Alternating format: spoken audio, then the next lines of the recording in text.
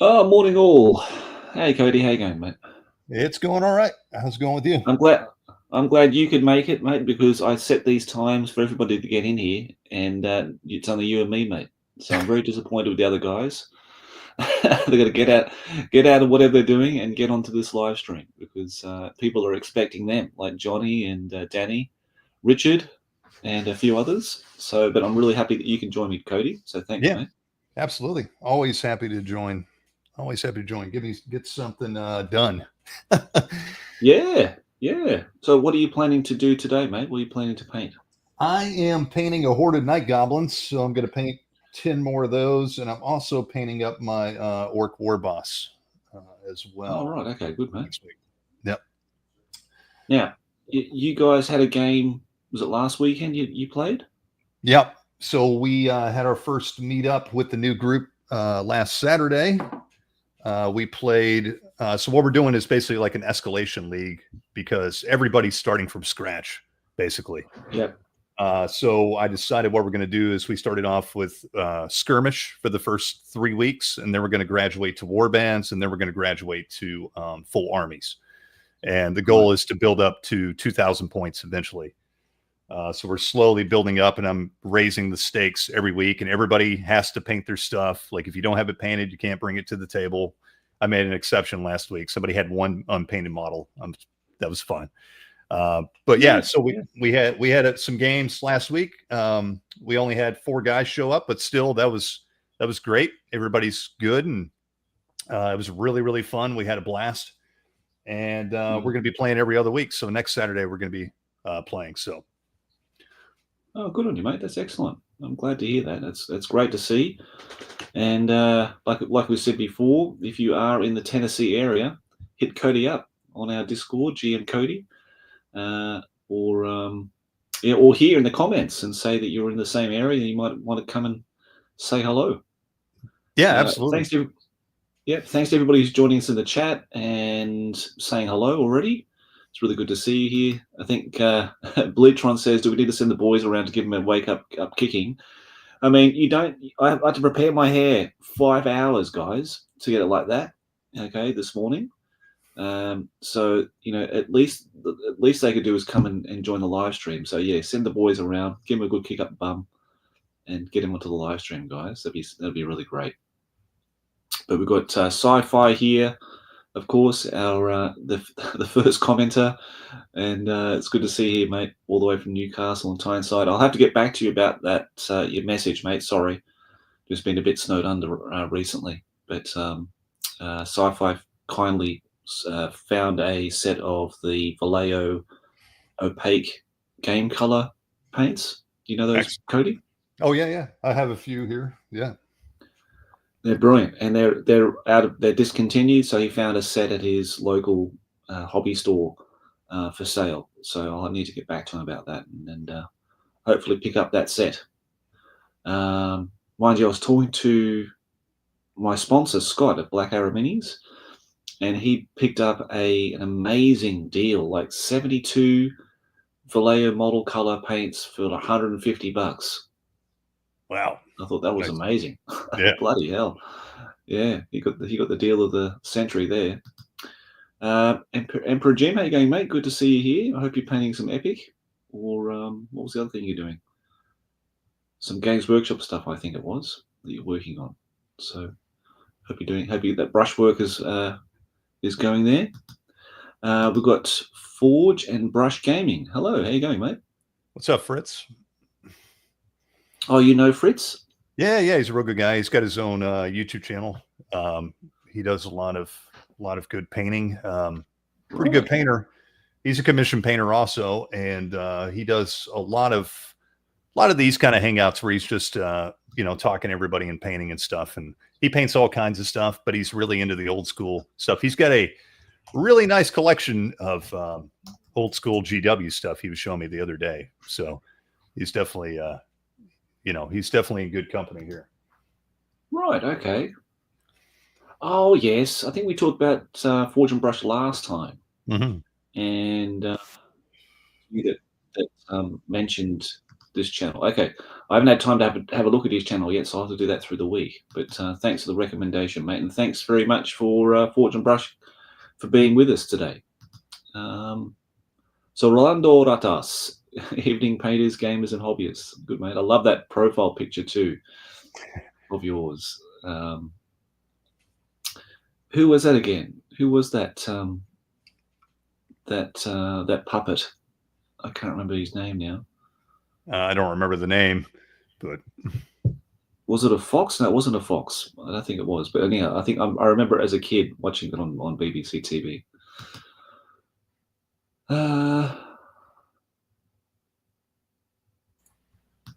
Sci-Fi says, yeah, Bleatron, send the boys anyway just to keep them on their toes. Yeah, absolutely. Big Small Worlds, good evening. How you going, mate? Good to see you. Another good channel too, by the way. Check out if you have Sci-Fi says, been watching Troubles in, is it, I think he pronounces it Tylia? I don't know. All week. It's awesome. Good on you, mate. Excellent. Yeah, good stuff, man. It's an amazing production that he puts together for those videos. It's incredible. Right, so you're painting goblins and an orc boss. I'm going to paint some epic today. Got some Blood Angel. Oh, I've got my music on. Hey, where's the music? Jeez.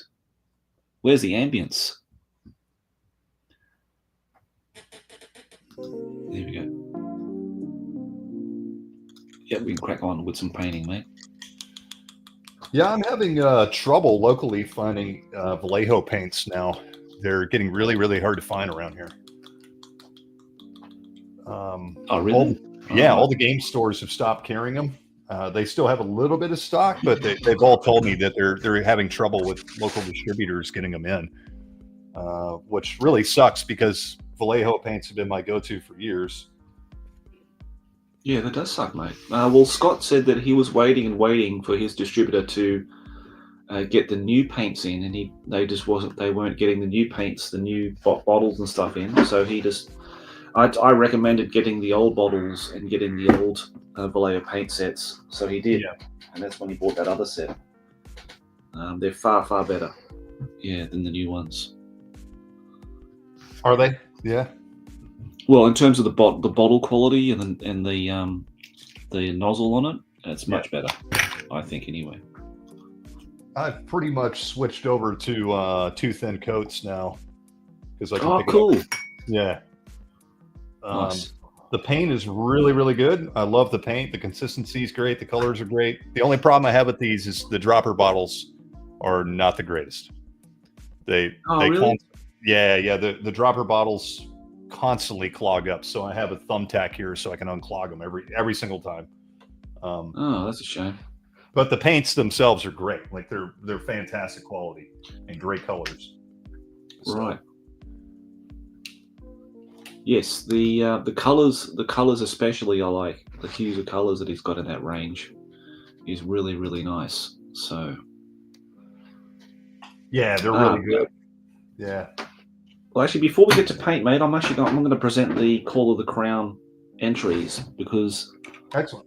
I'm sure a few people who are joining the chat will probably be interested in that first up. So I might do that as you get your paints out and everything, mate, before I get started.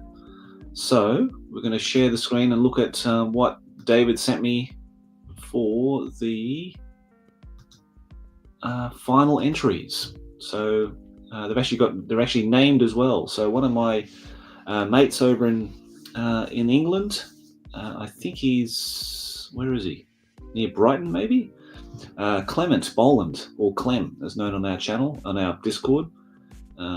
He's painted up a whole host of really old hammer and elves, wood elves, and some high elves by the look of it. Those are great. Yeah. I love the framing there with all the terrain and the backdrop and everything. It's awesome. Yeah. And look at this, it's got the Man of Warships here, see? Oh yeah, that's even better. That's awesome. I didn't even notice that. That's great. Yeah. He's got a little island there with looks like a Mighty Empire's castle in the background. Awesome. And all defenders of Ulthuan. but it looks like he's got a bit of a mix of everything, really. He's got the 4th edition, he's got 5th edition guys in here as well. Maybe 6th edition? Don't know. Not sure about the cavalry. They're all plastic. Yeah, those might be later. Yeah. He's got some old wood elves there. That's cool. Yep. Oh, cool. He's got a head conversion here. He's taken one of the heads off and put a high elf head on one of the old. Yeah, that's cool. Nice one, Clem. Yep, that was good, mate. Nice one. Well done. Well done on completing all your the Call of the Crown this year, mate. That's fantastic. Now, David, the organizer, and one of my students in the eavylead painting tutorial classes, has put this together. So I think that looks lovely. Fantastic. And yeah, he's got a lot of cool models here because he runs the 5th Hammer YouTube channel. So go and check that out to check up on updates for the Call of the Crown, and also some really cool battle reports that David puts together for 5th edition Warhammer. So I do like the Shadow Warriors here he's got here. They look really nice. Yeah, they look great. So well done, David. That's wonderful, mate. I'm really glad you've taken on the mantle of Call of the Crown and running it for people who want to enter and producing some awesome stuff yourself. So it's great, mate. Well done. Now, this is a name that will be very, very troublesome for me to pronounce, but I'm just going to call him Yun. Yun Hawk. Yun Hawk. That sounds better. Okay. Your last name, mate, I'm not going to try to pronounce. I'm going to just completely get it upside down and twist it all around. So we're just going to bypass that. But he's got this wonderful looking army of chaos. Lots of plastic monopose, beastmen, minotaurs. Giant spiders. I think that's quite cool. The spider swarm. Yeah, that's awesome. He's got a Siler in there, and Arbal the Undefeated. He's got some flesh hounds in here, and oh, cool! I like that idea. The Chaos Chariot with the Chaos Warrior from HeroQuest in it. That's a really cool addition. Yeah, that's awesome. And it's like a battle standard bearer. Yeah, that's a good 2,000 points there, easy. He's even got his magic items listed here. That's awesome. I love that.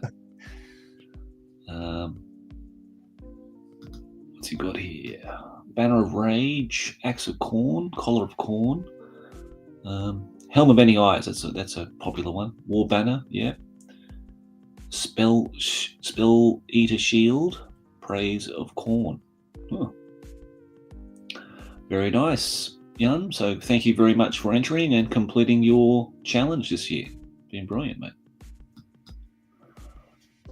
Jason Stockwell got this horde of undead guys, which is great to see.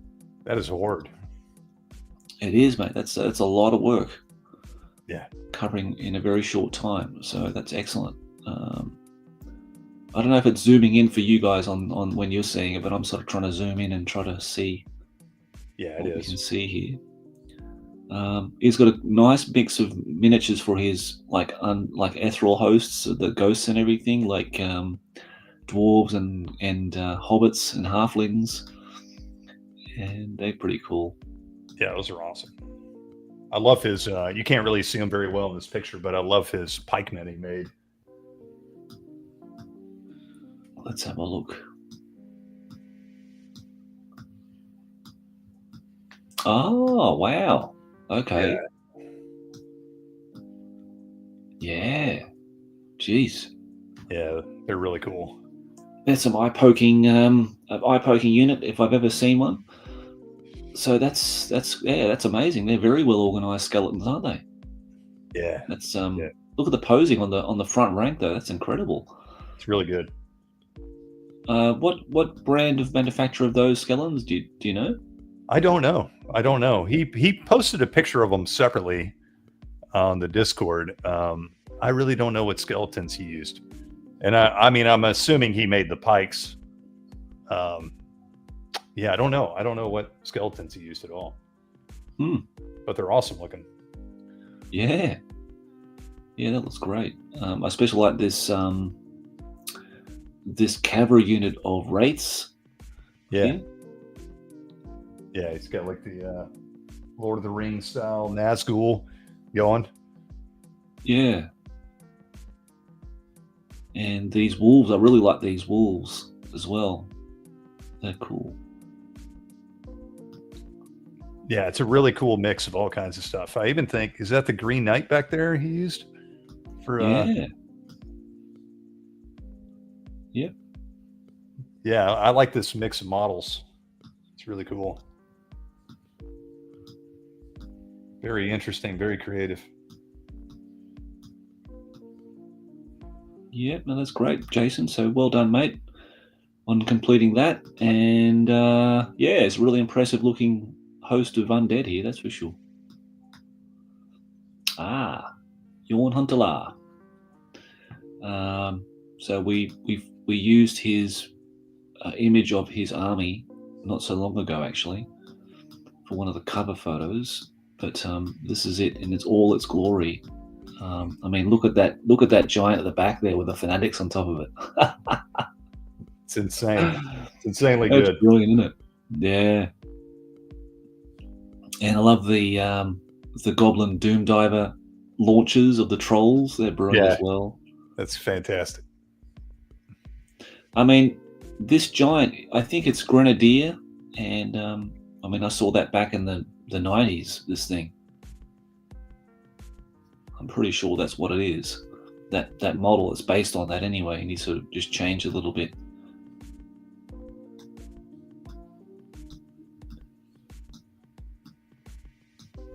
Yeah, fantastic colors. I love all those sort of nuanced colors on them. That sort of greenish blue that Yorn used. I think that looked really, really nice. Look great. Really, really good blending and transitions. Yeah. Really cool old school wyvern with an orc boss on it and with a lovely banner too. Yeah. I love that bright neon green he used. Yeah. It looks great. Yeah, very nice. Okay, and then yeah, nice giant here. I think that's an old school giant with a pretty crooked looking hammer. And yeah, no, really, really nice. Lots of great looking models. Lots of Nightmare Games, Kev Adams squigs and stuff like that. So, and the plastic Goblin Spearmen, but they don't look like the regular ones. So I'm not sure if these are conversions, if they're sort of different alternate models. I'm not sure. They don't look like the standard 6th edition models. So I don't know about that. I don't recognize them at all.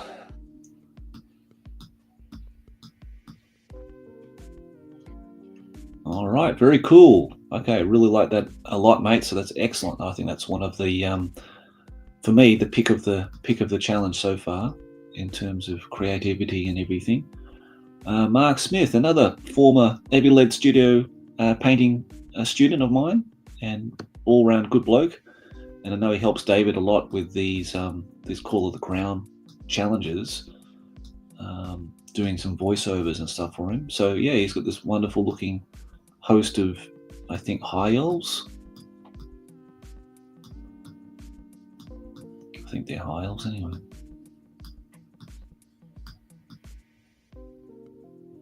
Cool little owls here. That's great. Yeah, that's awesome. Yeah. I think they're supposed to be wood elves.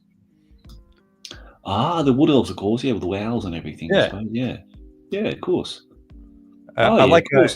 he's kind of got like a Celtic kind of theme going, which is cool. Yeah. I like chariots because you never ever see wood elves with chariots, and yeah, with that whole sort of Celtic thing about it. Yeah, you need chariots in there, so that's good to see. And looks like he's got some kind of dragon or something like that. Looks like a dragon. That's a cool old school dragon for sure. And these archers in the back look like Marauder miniatures. I think they are. Yeah. They're very obscure line of wood elves that you never really saw them at all ever. So that's interesting. Okay, Mark. Well, thanks, mate, for your contributions as always, and for the help you put in helping David put these together for everybody, mate. So that goes very much appreciated. Matthias. We had Matthias on a couple of times now, I think last week and also in Johnny Watson's. I know he's waiting there. He's complaining that I'm not letting him in, but he's been sin binned now because he's not. He didn't come on time with my hair the way it is. You know, you can't appreciate the hair, you're not allowed in, mate. Okay, so Matthias has got a wealth of different kinds of monsters and beasties that he's painted here for the challenge. I like the look of this this griffin here. Yeah, really cool. Yeah, the colours of the yellow and everything looks very nice. And these gives me the Eavy creepies, these giant scorpions, giant spiders, and stuff like that. And then we come over to some classic Ali Morrison Dark Elves. I love those models. They're fantastic. Yeah. And some more Common Knight Riders and some Witchy Bitchies there. And I don't know what that is. A spawn? Maybe Chaos Spawn? Don't know. Yeah, very good, Matthias. Nice work, mate. He's a really good painter, Matthias, actually. He's pretty underrated. But I think he's a very, very good painter. He's very good, yeah. Ramon Nunes. Haven't heard from Ramon for a long time. I think he's in the United States. And but he's been a big Facebook contributor to the Crown of Command. Maybe on Discord, I don't know. But he's got a huge horde of Dark Elves here. With the plastic monopose guys. Some metal spearmen, and what I really liked about this was all the classic Old Hammer Ali Morrison scout models here. Yeah, it was fantastic. And I love how he's got the got this war paint on their eyes. It looks like they're I don't know, Robin from Batman and Robin kind of thing. I like the masks on and stuff. I think that looks cool. Yeah, it's kind of cool. Yeah, they look like they look like the Road Warriors from WWF back in the day. Yeah, exactly. Yeah, exactly. So yeah, nice bit of thematic atmospheric terrain in the background to accompany them. So yeah, really good, Ramon. Well done, mate. That's a lot of stuff you painted there for the challenge. Well done. That's a ton. And finally, our cover photo today. I thought this was really nice and showing some love for the probably one of the most hated races in the old world is the Lizardmen. I'm just joking. I'm sure a lot of people love them, including Ted. But he's put in 101% into this. He does a lot of painting. I don't know where Ted gets the energy, because I know he's got young kids as well, and he's got a full-time job. So I don't know where he gets all the time and energy to do all this sort of stuff, but he always puts out a massive amount of models for every challenge and everything he does, and always accompanied with great terrain that he builds himself and a nice photographic background. And these guys just blend straight into their natural habitat here. And I think the things I like the most are the swarms. Now, I don't know if these are official GW swarms or not. I don't know either. I've never seen them before. The models, all the models look great though. Good job. Great painting. Yeah, they look like Trish sort of sculpts for the lizards and these other guys.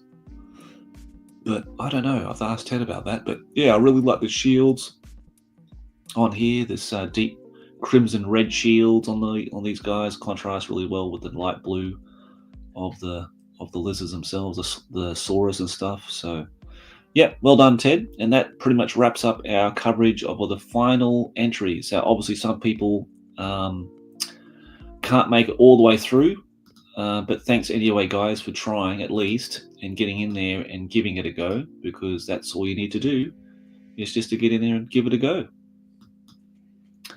Hey, Jonny, you're out of the sin bin, mate. How you going? Yeah, very well, thank you. Thank you. Well, if you had me on, you'd have found out the answer to one of your questions. But I ain't gonna tell you now. I made you feel bad. That's good. What is it, mate? What happened? You was asking what those night goblins were. Yeah, they're from Black Tree Designs. Ah, right.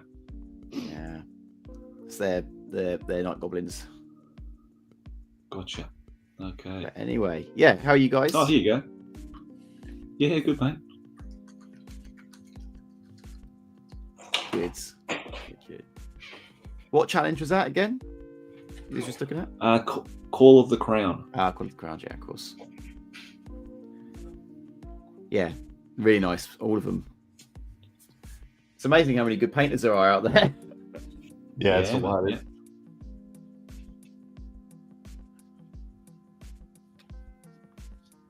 It's always intimidating seeing all the good painters out there. Oh yeah, absolutely. Okay, so Ted, that's the guy who did the Lizardmen army. He said, yeah, Trish did those swarms, Okay, so that's cool. Okay. I've never seen them. I haven't First time I've ever seen those swarms. Well, you never really saw swarms a lot anyway, generally. And actually, when you look at swarms and the rules for them, they're actually really good.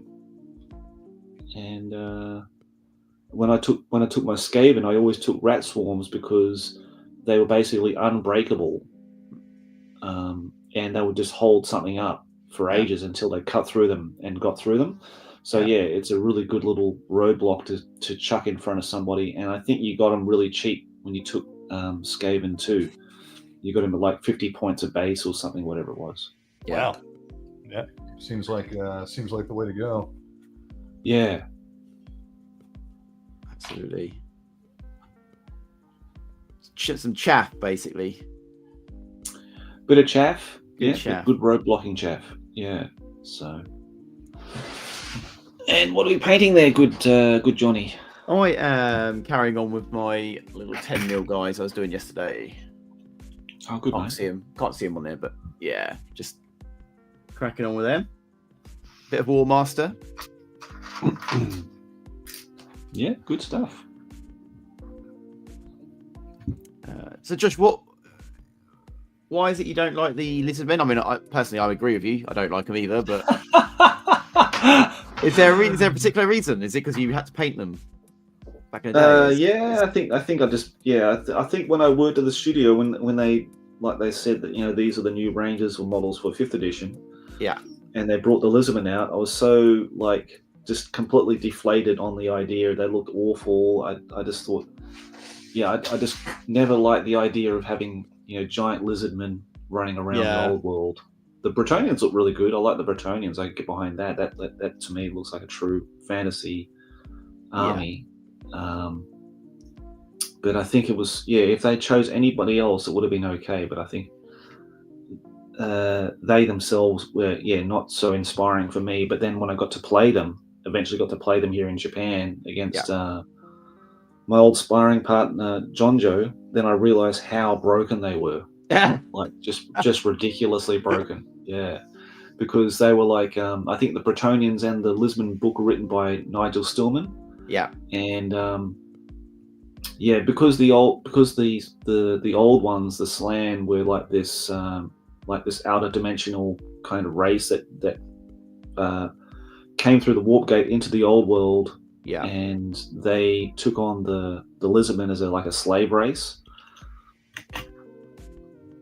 So the Slan are these almighty, powerful beings that obviously really good at really good fighters. They're excellent magicians. They use high magic, battle magic.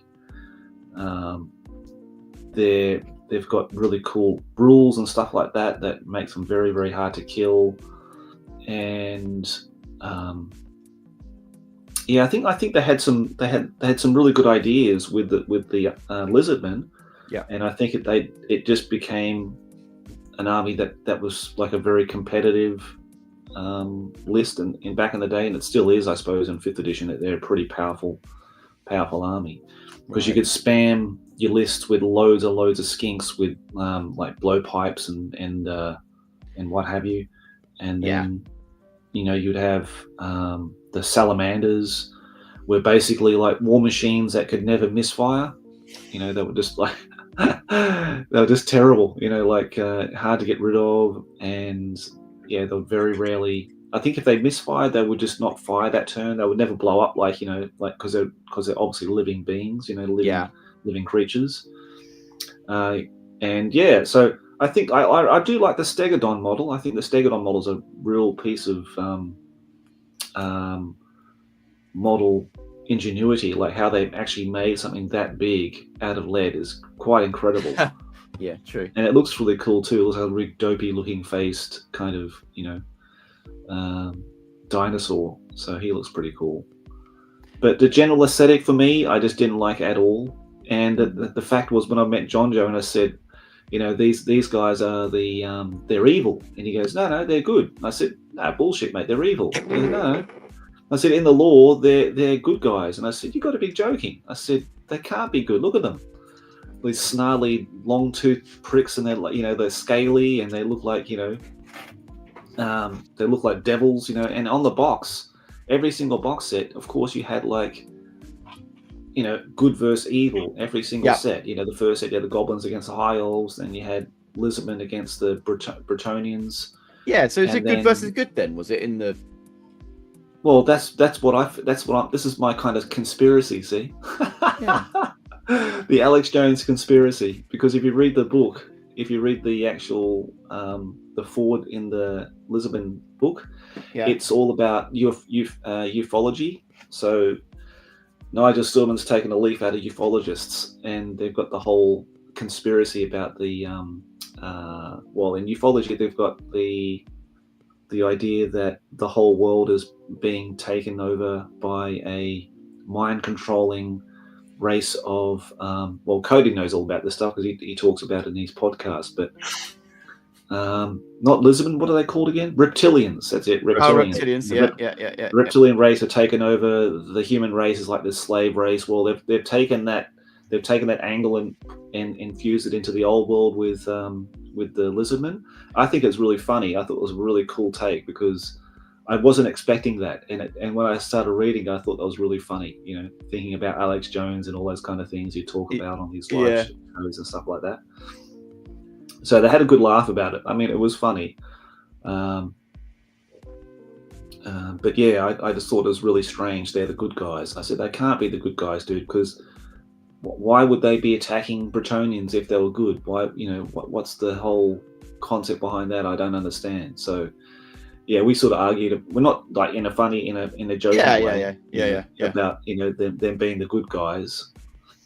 I've always wanted to do a video on it, like covering the actual book, and it's kind of like my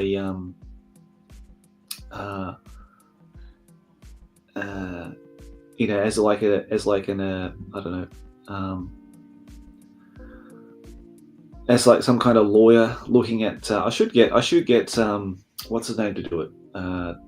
Holy Diver to do it for me. That'd be great. I'll send him some money to do like a deep analysis of the Lizardmen to see if they're the good guys or the bad guys, and see what he comes up with. That's a good one, actually. Yeah, that'd be quite funny. It'd be really fun to see him do it. He'll do it much better than I could do it.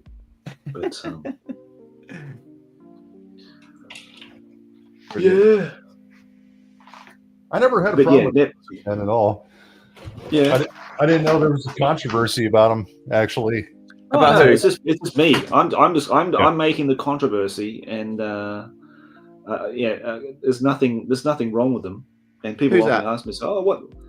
Oh, Diver? Yeah. Oh, no. People like there's no controversy with the Lizardmen. It's just I see. Yeah.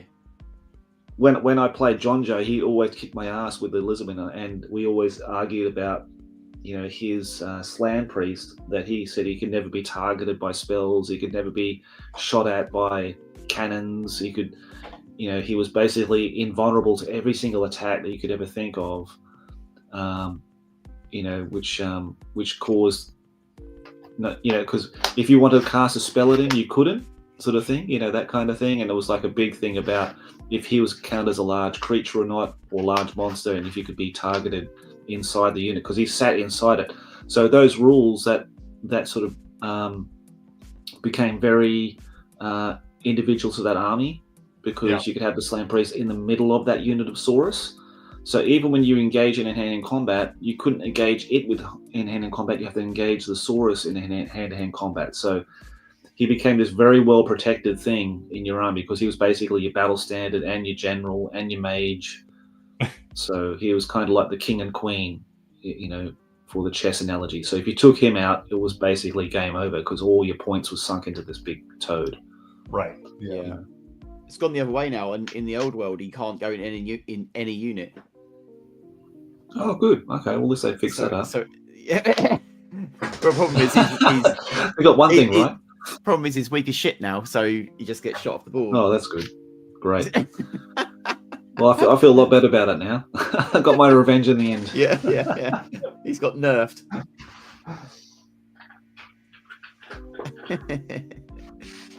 They must have listened to my harking about how broken and overpowered this thing was.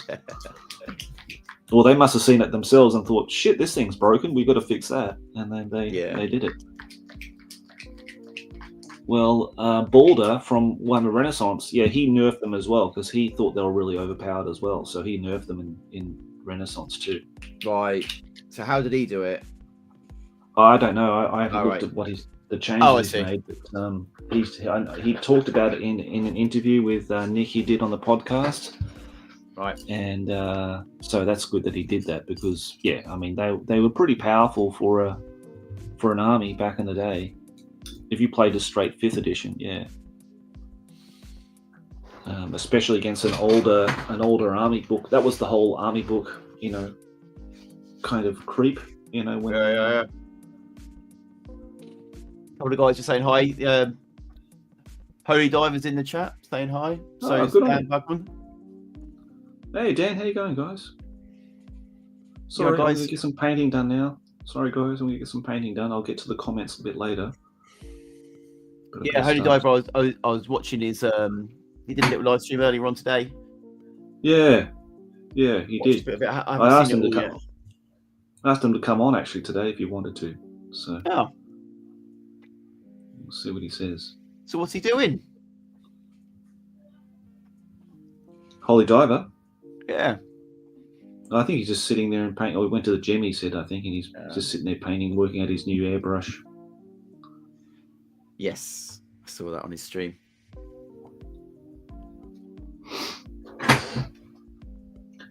Historical doppelganger, how you going, mate? Would you expect anyone else to join us, Josh? Or was it just us three today? I don't know. I did my hair especially for this morning, and it's only Cody that joined me. Thank you. I think Donald Trump will be proud of this one. We've got the old Trumpy hairstyle now. It's the new look, isn't it? It is, mate. It is. Power gaming. Yeah.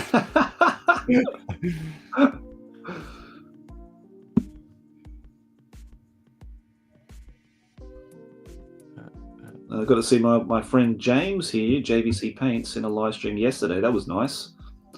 And maybe he'll come in and say hello if he hasn't done already. He'll probably be up about this time now in Japan here. But they're always good to listen to. Yeah, I started watching that for a little. I just didn't get a chance to finish it, but I'll carry that on. Absolutely. Do you know JVC Paints at all, Cody? I do not. I was about to ask about it. Yeah. Well, mate, I'll send you the links. He does a lot of historical stuff. A lot of historical. Bolt action is his main thing. Excellent. Yeah, you would like his stuff, mate. Yeah, it's very good.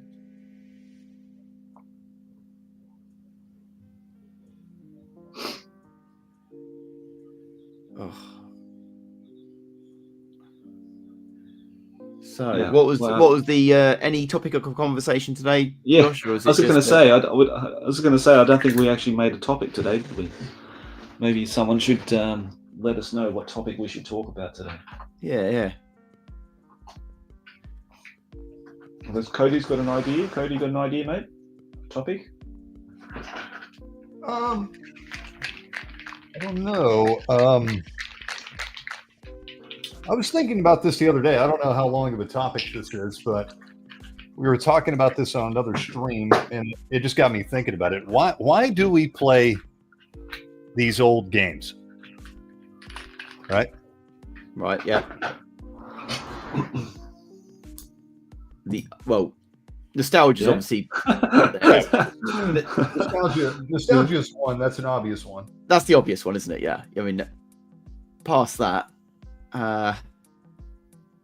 well, I think you find a game, don't you, that you enjoy and you've loved, and you sort of, I think what a lot of us done is realise that you don't have to play the new games.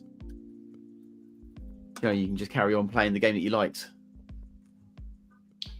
Yeah, I think that's part of the reason for me. I mean, it's not just nostalgia for me. I think like it got me thinking about it, because I was like, is this really just nostalgia, or do I really, or because are the new rules actually better, or is it a better game? And it got me thinking about it. Yeah, I think, some of these new games are better games technically, but I don't know if they're as fun to me. Like the rules might be more streamlined, and it might be easier to play, and things might be more condensed and make more sense. Things might be more balanced. But I noticed I've played some of these new games. I don't have as much fun playing them. And I think that's the name of the game for me, right? Is I want to have fun. Yeah. I don't really care about balance. I don't care about competitive play. I don't care about the esports mentality. I'm looking for a fun game at the end of the day. And those older games, I find, even though they might be clunky in some areas, they might be imbalanced in some areas, they might not be as ironed out in different areas, they are fun to play. I think is what it is for me. There's more humor to them now. Yeah. Back then there was more humor to them. Like the orcs were funny, and right. Whereas now it's much more serious. Now I think games are made quite often now to be competitive. Especially, I think Games Workshop stuff, they do think, how do we make this competitive for the tournament scenes and stuff, which takes away the fun element sometimes, or the ambiguity that you have with some of the bizarre rules that you've got in 4th edition, 5th edition, that you might not get in, say, the old world now, because it's probably pushed a little bit more towards being a bit more. I mean, it's not a perfect tournament game, but it's like playing playing War Machine. That's a perfect tournament game. Yeah, because there's no ambiguity to it, but it's not fun per se. There's no flavor to it. No, that's the thing. Well, I don't know. War Machine does have some flavor to it, to give it some credit. But like most of these games, and I'm not talking about all new games, by the way. I'm specifically talking about like Games Workshop, I guess. Yeah. Because there are new games that I like. I play new games. There are some new ones that are really good. But there's a lot of them. Mostly Games Workshop, I think, is what I'm talking about here. I just feel like the newer Games Workshop stuff it's changed completely. It's a completely different atmosphere. It's a completely different mentality. It's definitely geared more. I don't think the rules are so much geared towards it, but it seems like the mentality of the player base is geared more towards competitive play. Yeah. And I think, and I'm just not a competitive gamer. I used to be. I'm not anymore, though. Yeah. And I think, I think, not only do I like the flavor and feel and fun of the old rules, I also like what that means. Like, so when somebody comes in, you say you're playing 4th or 5th edition Warhammer Fantasy, and you attract people to play that, most people are going to have the same mentality I'm going to have, right? They're in it for the reasons I'm in it for. Yeah. They're in it for the nostalgia, the crazy, wacky fun, and just to have a good time. Yeah. Yeah.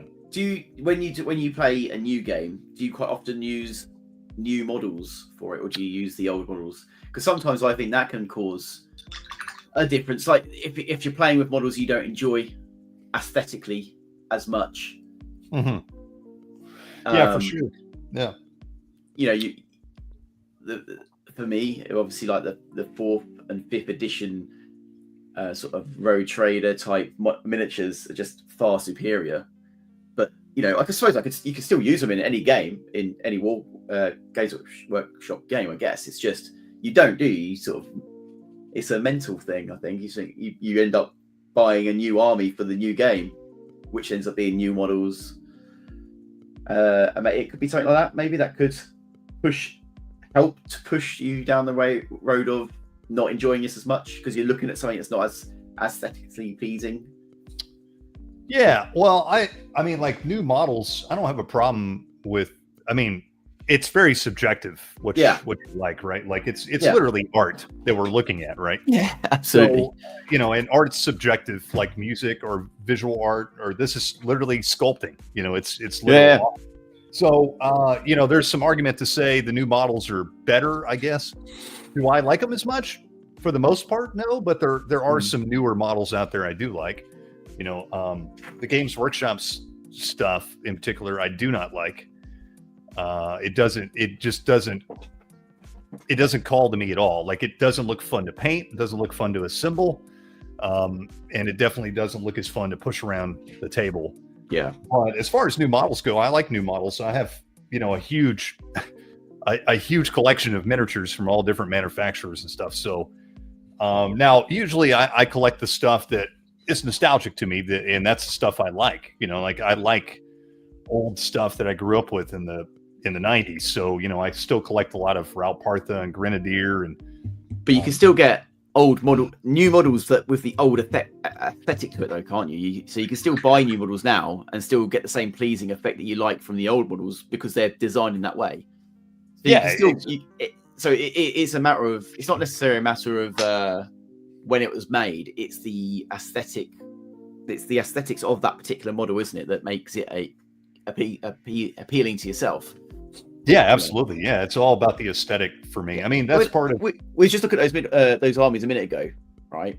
Yeah. Those armies in there. There's a mixture between new and old miniatures in a lot of them armies, where they've used, like, say, Black Tree Designs, for example, or a Nightmare Miniatures is in there. But they've all got the same. They've got the same feel to what you kind of expected from a 4th edition army. Right, exactly. I mean, right now, my Orcs and Goblins that I'm doing, there's a lot of old stuff in here, but it's a mix of all kinds of stuff. I got stuff from the 80s, I got stuff from the 90s, I've got stuff from the 2000s even, and now I've got 3D printed models in here. Yeah. So it's a mix of all kinds of stuff, and I don't mind as long as it looks cool. I don't care. Yeah. Absolutely. It doesn't bother me. Now that army you're making, could you potentially use that for an say old world, for example? I would. So can you transfer that army that you're creating into a newer game, but still feel like you're having the same fun because you've got the same models? Don't know. That could be an answer to why the new games don't feel as good. It could be a miniature related thing, or it just could be rules and you just don't like the rules, and that's fine. Well, yeah, I haven't played Old World. I've looked at it, so I can't comment. I definitely, like, if one of my friends or something was like, "Hey, you want to play some Old World with me? I've got all the books and stuff." I'd play no question. And that's part of it too. It's like the people I'm playing with. So if it was a good friend of mine that wanted to play, I would totally play with him, and I would totally just bring this army, right? Like, I can make it work. It's fine. I think the miniatures do have a big part of it, but the rules do too. And I've played enough games where I can. Now, I've played enough games where I can get generally the sense of how it's going to play, and that's not always the case. I've been really surprised by some games where it doesn't look very good on paper. Well, once I play it, it's great, or vice versa. It looked really great on paper. It wasn't so great when I played it. Absolutely. So. But generally, I would say 75% of the time, I've played enough games in my life now. I can look at a game and I'm like, yeah, this is probably not for me. Like I'd much prefer to play this or that or whatever. But yeah, I think it's a mix of things. Obviously, for me, it's the miniatures, like you were saying. I think a big part of it, though, and we've talked about this in the past, is the people I'm playing with, and That's become a big thing for me nowadays. Is I've noticed no matter what game I'm playing, if it's with the right people, it's going to be a good time. You know. So. Well, maybe that's one of the big things, then, isn't it? Because if a newer game, let's just put words in our mouths here and say the new games are pushed towards more competitive play. So when you go to a club and play someone you've never met before, probably not beyond the reasonable doubt that person's playing to be very competitive. Yeah, so you'll probably find that unenjoyable because you're playing someone who wants to play it to try and win and do their best and get the min max out of their army. Whereas if you're playing someone who wants to play 4th edition, it's very likely they've chosen that game to play it just for beer and pretzels. Yeah, exactly. Because I mean, they've been around, they've played all other games, and they've gone back to that game. Why would they do that to be competitive? They'd probably just do it because they think, oh, that was just a fun game. I loved it. I'm going back to that. So then you have a completely different experience playing that person because suddenly he's much more jovial. Doesn't matter if you've moved a model and you've put it back. There's no weird arguments between each other about whether that's the right thing or not right thing. You don't care. You roll a dice. Oh, it's a 2. That's what happened. It's much more friendly in that sense. So that could also be a good reason as to why. So yeah, you're right. So it's probably the player base, the person you're playing against, that's probably made that game seem less enjoyable. Right. I think actually that's probably the biggest, now that I'm thinking more about it and we're talking about it, that's probably the biggest component for me. The reason why I avoid a lot of more modern games is just the player base. It's kind of like a band that you kind of like, but you don't like the fans. Right? That's kind of how I feel about a lot of games nowadays. Like I would actually have no problem playing like modern 40K or old world or something, but I know that when I show up to the shop, like, I'm not going to enjoy playing with most of these people because I've done it before. I've experienced it and it's got a bad taste in my mouth now. Yeah. But if I'm playing with the right people, if one of my good gaming buddies I've gamed with for a long time was like, hey, you want to play, what is the newest edition? 10th edition now, 40K? God, I do not. Yeah, it must be. Yeah, I guess it's 10th edition. And it like, hey, you want to play new 40K? I've got the rules and stuff. I'd be like, sure, dude. Like, I'll bring one of my old 40K armies and we'll probably have a good time. Yeah, absolutely. Yeah, you would. Almost certainly.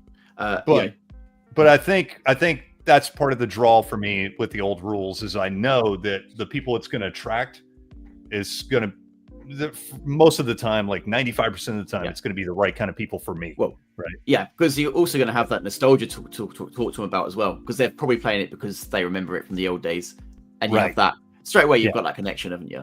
There's a connection between the two of you. Let's talk. We're talking like you've just met a new guy, and you're playing a game with him, and you're playing the old 4th edition, and you know that he was an old 4th edition player. Straight away, you've got that connection. And right, okay, we're gonna have a chat about. Oh, do you remember the good old days when we could buy these miniatures and we could play these games? And then straight away that just makes a massive difference to how you perceive that game because you're enjoying it. Yeah, absolutely. So I think that's the biggest draw for me, actually. I don't know. I just thought it was. I don't know how further we could take this conversation. No, but probably not that much further. But yeah, absolutely. Somebody brought it up the other day in a stream, and it got me thinking about it because they were basically criticizing me for talking about playing all these old games, and I was like, why? I don't know. They were just like, why don't you play the newest version? Why aren't you just playing? I've heard this a lot actually recently. Right. Why aren't you just playing the old world? Why aren't you just playing 10th edition 40K? And I kind of had to stop and think about it. I'm like, why am I playing these games? And then, so I thought it might have been an interesting talking point. I'm kind of curious. In some respects, though, playing the older games is the clever thing to do because that's the game that's not going to get changed. Well, you've got all the books, you've got all the rules. No one's going to come in and say, right, okay, we've got a new update now. There's an FAQ here. Can't do this. You can't do that anymore. Nothing changes. That was the thing that killed War Machine. Like 3rd edition come in, and they got rid of the cards and they put it all on the phone. And there was updating the cards every say 3 months, so you couldn't remember your rules. Let alone the other armies rules. So, but being an old game, That's not happening. So you're just playing what you've got. Right. Yeah. I mean, you might That's- amend some things. You might house rule some things. Yeah. But it's going to be, it's going to be in-house. It's like, okay, that's kind of broken. Let's just or, change that a little bit. Or you do what like Josh is doing and play like Renaissance. Oh yeah. Someone who's actually gone in and fixed all the problems, and or you house rule things that you know that you're not going to enjoy. But, yeah, absolutely. Yeah. I think another thing about it is this is only really specifically at Games Workshop is I'm not going to support Games Workshop anymore. like I've kind of like swore it off for a number of reasons, a whole list of reasons. Right. Starting probably back towards the end of 5th edition 40K is when I stopped buying their stuff because they did some incredibly horrible and shady stuff that I was just like, yeah, you know what? I'm not supporting you guys anymore. I'm not buying your shit anymore. And so that's actually a big reason that I don't buy new Games Workshop stuff, because some of their stuff is kind of cool. Like they did come out with some cool models and stuff. I'm like, that's pretty cool, but you're not getting me. I'm not doing it. Yeah. I just don't want to support them anymore. I was saying this on Friday when we had a little live stream. That it amazes me that Games Workshop just don't find ways to bring back some of the old games anyway, just as a special release, or something like that, just to fish in those guys who are on this nostalgia trip. Well, I said I didn't support Games Workshop, but I did buy one thing last year, and that was the Rogue Trader reprint. There you go. Right? There you go. So, straight away, they got you. Boom. Right, exactly. They do this kind of thing. I would totally, do more of this. I'll totally buy it. Absolutely. But they must still have all the, all of. They're showing they've got a lot of the molds for the old stuff, because in the old world they're bringing back some of the old miniatures for online release anyway. So when it comes to like the rules and stuff like that, they must be able to reprint a lot of the rules, the box sets. Like, it'd be amazing if they just they re-released 2nd edition Epic, for example. Why could they not do that? Like, they could totally do that. And it would sell. I know it would. I think it would sell, but I don't think they're willing to take a chance on it, because it is expensive to print stuff. Absolutely. Printing all those cards and all that, and the boxes and all that stuff. I think you're right. I think it would sell, but in their minds, is it worth the risk to print? I'll just say a comment from Holy Diver. To be honest with you, he's probably right, and it's paying royalties to the writers. That's probably why they don't do it. It's probably bang on, actually. Yeah, it probably is, actually. That's probably the main reason. As the newer games now, they don't accredit anyone to any of the writings, anything, do they? Or I don't think so. Especially not the artwork, they don't. No, but back in the day, they had to. So, like Rick Priestley wrote, Road Trader, for example. I suppose every time they publish that book, a kickback goes back to Rick Priestley, I imagine. Yeah, I don't know what kind of royalty. We'd have to ask. Eavy would probably be the best person. Yeah, he might know. Yeah, he probably knows. I don't know, because he worked on some of that stuff. So he's probably has some understanding of how the royalties worked. I know that Rick talked about it a little bit in some of his interviews. And he was stating that, like, in the beginning, if I remember right, and I don't know, I'm not an expert, but he was saying they got royalties originally, and then they changed their contracts or something where they didn't get royalties. Right. Eventually. Yeah. Sounds about right. Yeah. So I don't know if they would or not. I have no idea. But like that. I think it was you, Johnny. They were talking about it on Friday. Somebody was talking about it. I think it was your stream where they were talking about, Games Workshop used to be like a personality-driven company. Mm-hmm. You had all these personalities that you knew. Or no, it wasn't your stream. It was, I was watching somebody else yesterday, and he was talking about going to he competed in the first Golden Demon. Right. And he was talking about, it was really interesting, actually. I'll see if I can find it again and share it with you guys, because I think everybody here would love it. But it was really interesting because he made it to the finals of the original Golden Demon. He was talking about that experience of going to the first Golden Demon and he met everybody that was on the Games Workshop team back then. And he was talking about, like, anybody that played those games knew those people, right? Yeah. And everybody knew who John Blanche was, and Kev Adams, and everybody knew these guys, Rick Priestley and Trish Morrison. Everybody knew the personalities behind the company. And I think that's one thing that drew me to Games Workshop back in the day was all the personality, not just the personalities, but the personality it had. And it was all those personalities that made it what it was. You know, absolutely.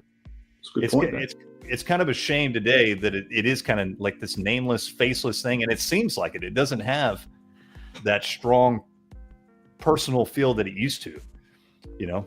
Yeah, absolutely. I mean, I think, I reckon Games Workshop tried it, didn't they, with, I think, was it Duncan Rhodes, who was the face of like all the YouTube stuff, wasn't he, for a long time? But that kind of, I don't know. And that kind of, I guess, threw up in their face a little bit because he left them and now he does his own thing. So they probably shy away from doing that too much because they get too famous and they could, just go and start their own companies. So I'm guessing that's probably one reason why they don't allow their employees to be such personalities now. Because back then there was no social media like this. Can you imagine there was? I mean, they'd been absolute gods, wouldn't they? They'd be like Rick Priestley and that. Everyone would have been all over them, and they probably would have gone. They probably would have gone. Oh yeah, do you know what? I've got so much fame here. I can do my own thing. So, you know, and Duncan has gone through and he's created a whole new paint line, and he's doing really well. Yeah. So, I don't know. That could be one reason why they stop these personalities from shining through. It could be. You know, like the industry's changed a lot. Obviously, back then it was a much smaller industry, and cottage industry back then, wasn't it? It was just like, you know, so small, so niche. I mean, it's niche now, but it was really niche then. Yeah, very much so. I mean, even up until probably, you know, the turn of the millennium, the 2000s, I think it was still pretty niche. Now it's not as niche anymore. No. It's still a niche thing. I mean, but it's become bigger in the, you know, the broader audience, I think, thanks to social media and YouTube and, you know, IPs like Warhammer so big now. They're in video games. COVID's helped that as well, isn't it? Yeah, probably so, I imagine. So it's become a bigger household name, I think. It's not so obscure as it used to be. Because, you know, I remember being a kid and like... Sorry, I just see a message from Sci-Fi 72. He said Duncan Rhodes' two thin coats Rhodes says he stole that line from old painting guides. He should be paying royalties to Mike McVeigh. Oh, right. Okay. That'd be funny. Probably fair. I do like the paint. That's actually what I'm using right now. Yeah. Also, games where I suppose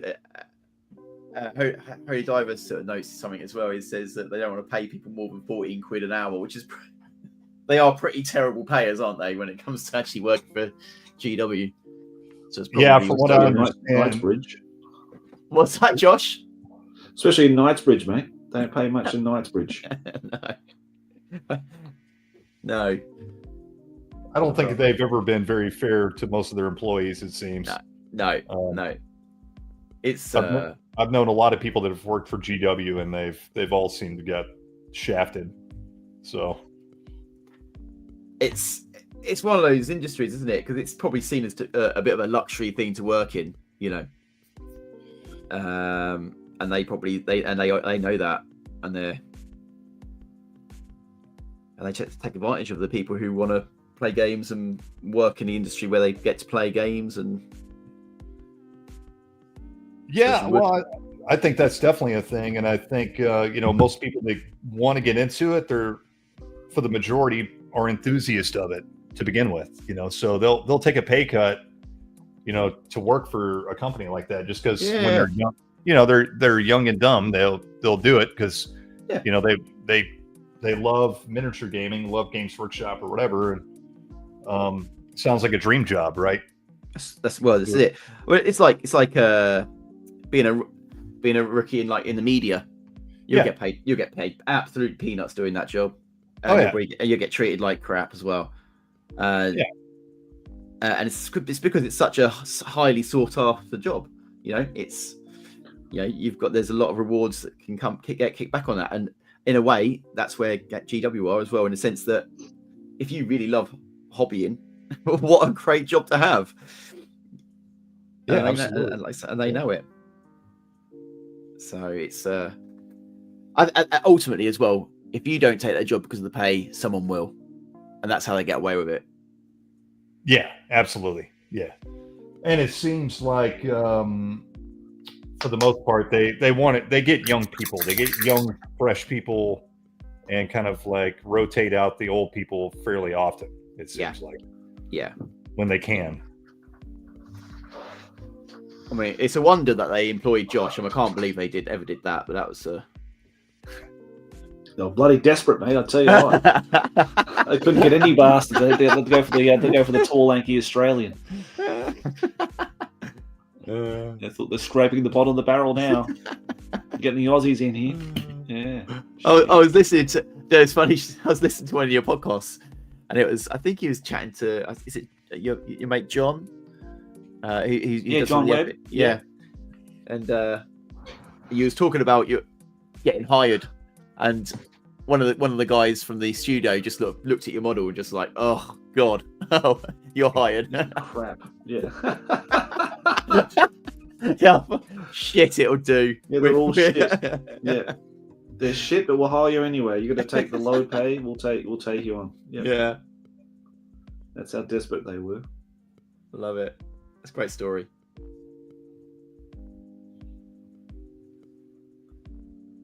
Yeah. Well. Yeah, John Stallard famously called me the shit painter. Did he? Yeah. I told him that in our interview. Because I interviewed him and Robin Jews for that Talking Miniatures book. Yeah. And John was there, and I said, "Oh, John, we've met before. You called me the shit painter when I worked at the studio." He goes, "Oh, did I?" I said, "Yeah."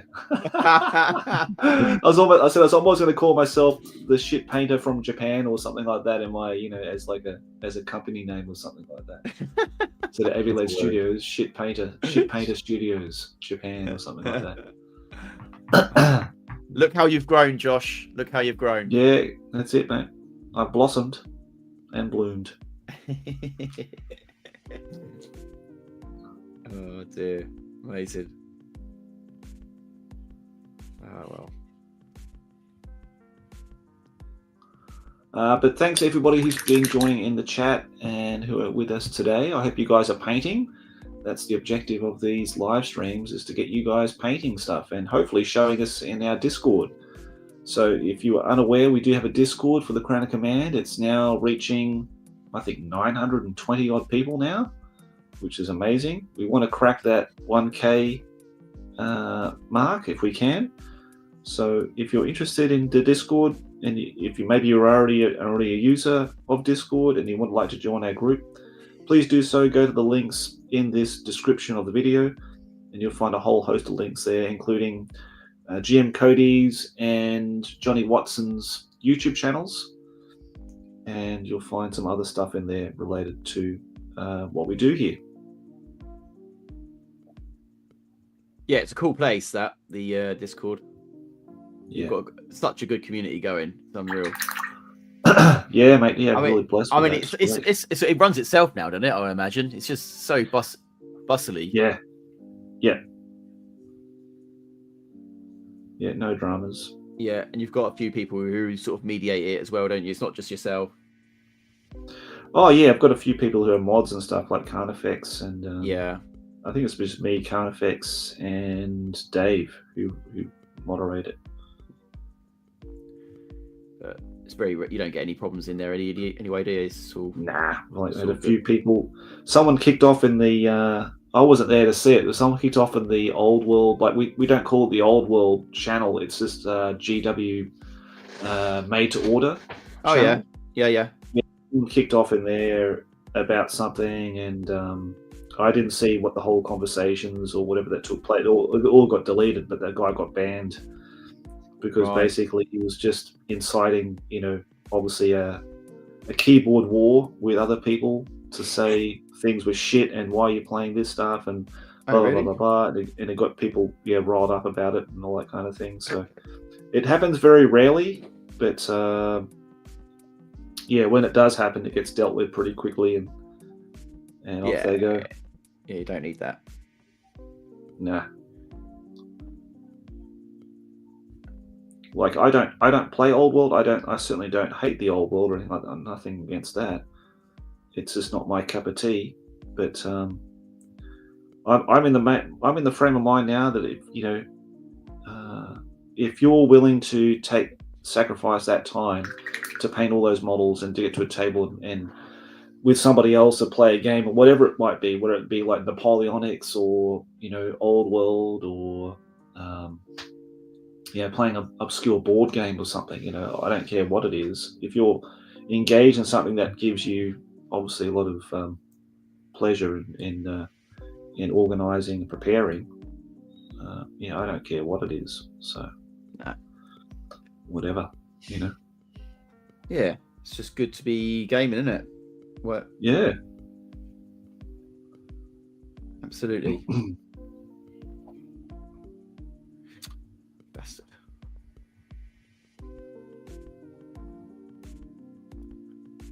Oh, JV, the paint is on. Hey, James, how you going, mate? I really enjoyed your live stream yesterday. It's always good to catch those. It's usually James bitching about his work and living in Japan and all that. It's really funny. I quite like that a lot. Yeah, that's good.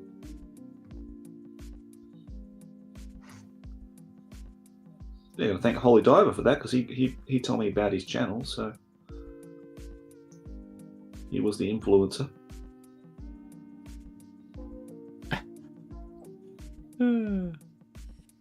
So I'm slowly making my way through all of James's videos now. I'm sort of halfway through his repertoire of 7 years in YouTubing at the moment. So he's pushing you slowly towards the bolt action. Yeah, because there's an active group here. So if there's an active group playing something, I don't mind jumping in and joining the guys. Yeah. I mean, they're actively playing Warcry, but Warcry, I'll give it a go, but it's not my kind of, preferred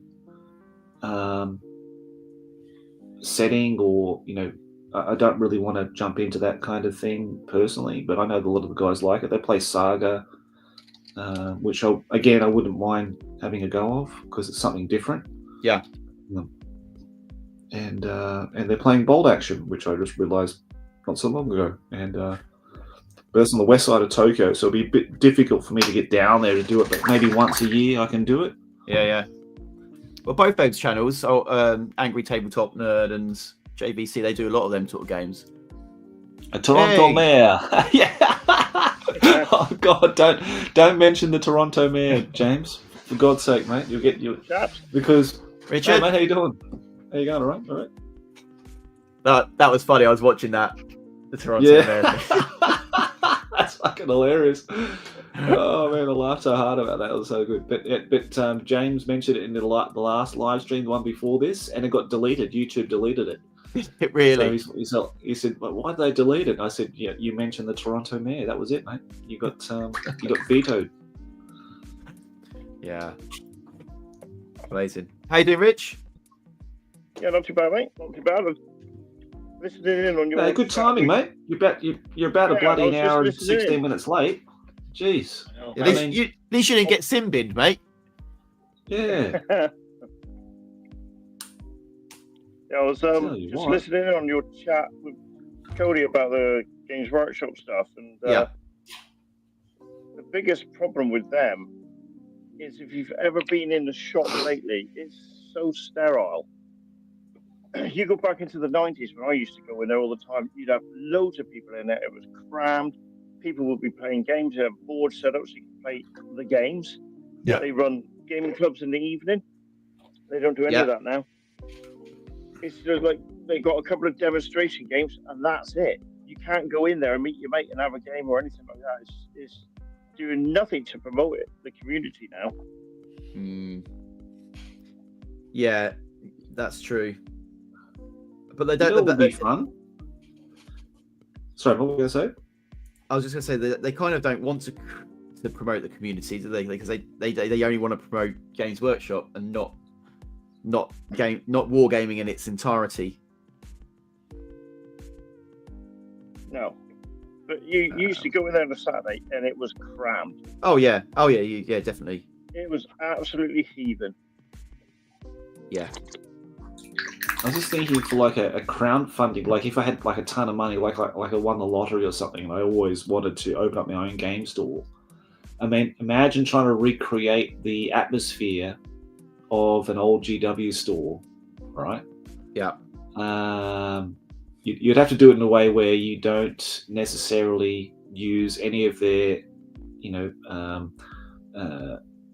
IP stuff like the logos or anything like that, but you can recreate it in the same kind of in memory of those kind of stores. So like you're using lots of red, obviously red carpets, green, old school tabletops with the old school terrain on it and everything like that. Playing modern games, but in the same kind of vigor and sort of height behind it, that kind of thing. Yeah. Trying to recreate that same kind of atmosphere, I think, would be a really cool thing to see, because I don't think many people do that anymore. Like Richard said, it's a very sterile thing. I went to the Warhammer Cafe here in Tokyo, and it was very unimpressive. In terms of engagement, there was just no engagement whatsoever. So, nothing to be excited about. It just became just like a regular shopping experience. I was going to a department store. It's nothing different now. Yeah. We don't even have one here anymore. Do you know? No, they have cut back on the amount of stores they have.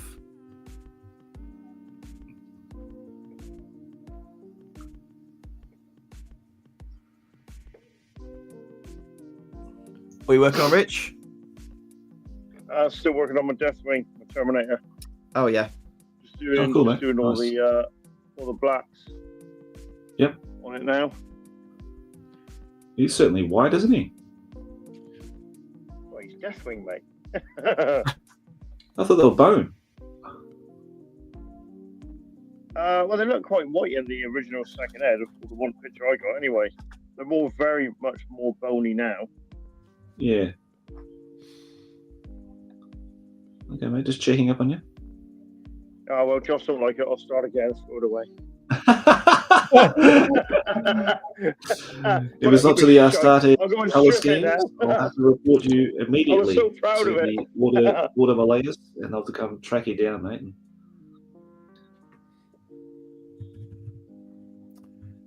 Yeah. So just on the chat here, Bleachron is just saying about Salute is on this week, coming weekend, next Saturday. Oh, right. Okay. I'll be there. I'll be going down. Right. Okay. And having a little. You're going to go live, Johnny? Do a little live walk around or something? I hadn't thought about it. I hadn't thought about it, but I could do. Yeah. Yeah, I think you should. You do, because you do those cool little short videos. It wouldn't hurt, would it? No. Yeah, just show everyone the carnage that's Salute. Yeah. Try not to be too pissed when I'm doing it. Yeah. Yes, bloody hell. How well are you going to start drinking there? Yeah. Oh yeah, you get there for about 10 and you're drinking by about 12. So.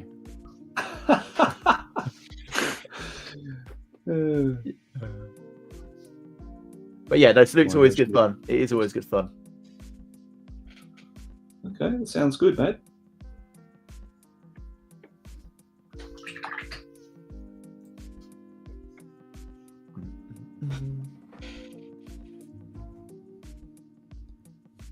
Right, what are we doing now? I messaged Danny as well. He's fine. He's just got a lot on. Oh yeah. Okay. I haven't heard from him for ages, so it's a couple of weeks now, I suppose. Yeah, he's not been on at all, is he? No. No, he's been busy with work and he's doing a commission as well and getting that out of the way. Okay. Yeah, I might go and see that Oakbound Studio launch at Salute. I was watching his video actually about it. It looks quite cool. Looks like a quite cool little game. Oh yeah, that's Jeff's That's like board game. Yeah, Jeff. Yeah. Yeah, that's the gnome dungeon crawler. Yeah. Yeah, Did you that's see his cool. video on it? No, my buddy sent me the link to their webpage to look at. He's got a really cool sculpting style. Have you ever looked at his miniatures? Yeah, they're really cool. They're really cool. Really nice, aren't they? They're proper sort of old hammer feel, aren't they? That's the Yeah. third- Man, third- if you ever see Jeff's videos on his HeroQuest and Advanced HeroQuest collections, you ever seen those? Oh yeah, I have. Yeah. Yeah, He's got loads. yeah, amazing. Loads. Oh mate, he's really, really good. He's got all the prototypes, all the metal prototypes for HeroQuest Yeah. and Advanced HeroQuest, and loads of stuff painted, really, really nicely painted stuff too. So yeah, I'm very envious of his HeroQuest, Advanced HeroQuest collections. That's for sure. I'd love to go to his attic and have a look in there and have a poke around. That'd be really nice to see. I said to him, I'd much rather go to your place than Warhammer World, mate. Your place is much better. Yeah, His loads more stuff to interest. his orc and goblin army, or it's just goblin army, I think. It's just absolutely insane, isn't it? It's massive. Yeah, Huge. yeah, huge. I mean, they did that massive game at Bring Out Your Lead for Dave's birthday. That huge Warhammer Fantasy 4th edition game. Yeah. Did you see pictures of that? It was just insane. I know. It was like 20,000 points or something aside. It was just crazy. Like, it was the biggest game I've ever seen. Yeah. No, he's a cool guy, Jeff, actually. Yeah, no, He's Jeff's a a nice good guy, lad. mate. If anybody hasn't seen it, please go to Oakbound Studios YouTube channel, because Jeff does a lot of these decades in dwarf. So like White Dwarf retrospectives, like for example, issue 87, August 1985, and then 10 years later, basically, to 1995. So I really enjoy those videos, those retrospectives. Yeah. Just sort of like the difference between the 2 years, isn't he? Yeah, like that are 10 years apart or whatever it might be. Yeah. Yep. They're good videos, those ones. And like I say, like as mentioned there, he's got a new game out as well. New game now. Yeah. So yeah, good luck to him for that. That's good. Yeah, fair play to him. Yeah, he's been around for a while, so it's good to see he's got it. I like the cover of that game, that box game. I like the font, especially that looks very cool, very old school. Yeah. Wait, he's doing a little playthrough of those of the game on a little video, and I was like, oh, I really want those little gnome characters. Damn you, Jeff! I want to buy them now. They look so cool.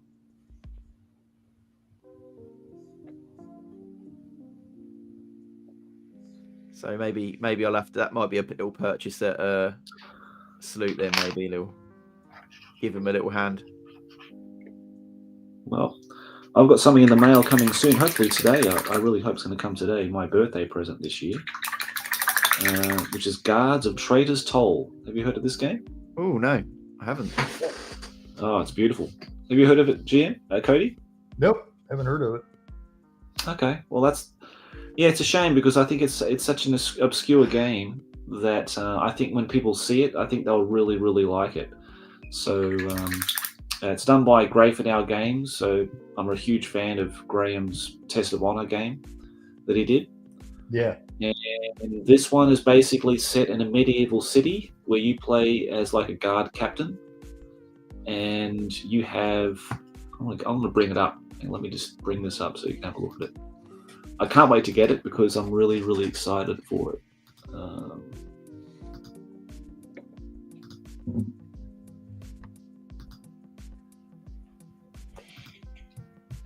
Okay, here we go. So yeah, when I get it, I'll be showcasing the unboxing on my other channel. That's Swords and Sake. So this is it here. So it's basically a game where you have a host of you populate your city with all these citizens, and you have a group of guardsmen. So you're the guards captain, and you arrange your retinue of other guards with different kinds of armament. So some might have a ranged weapon, some might have a close combat weapon. Some guy might be carrying a torch. So it's basically WYSIWYG, whatever they're armed with is what they've got. Yeah. And they've got to patrol the streets, and they've got to try to apprehend somebody doing something in the city. Maybe there's a thief, maybe there's a pickpocket, maybe there's a murderer, or whatever it might be. They've got the cards that you draw will dictate who you have to apprehend and all that kind of thing. So it's very much a narrative-based game, and I really like that. And you can play it solo as well, which is also very cool. That's probably one of the things that really got me into it. Mm-hmm. And so you basically walk around the streets, apprehend the person that's doing something wrong in the city, and then you get sort of notoriety, or you gain experience or something like that. I think that's basically the main premise. So basically you need to apprehend the guys doing something wrong, grab them, nab them, and arrest them, and then go on and do the next thing. So it's all like these linked campaigns that's got in the book, and the figures are all by Atlantic War Games Atlantic, so they're all sort of plastic multi-part miniatures, but they've got a good variety of different kinds of NPC types, which is cool. Perfect for like Warhammer Fantasy roleplay, something like that. They fit right into that.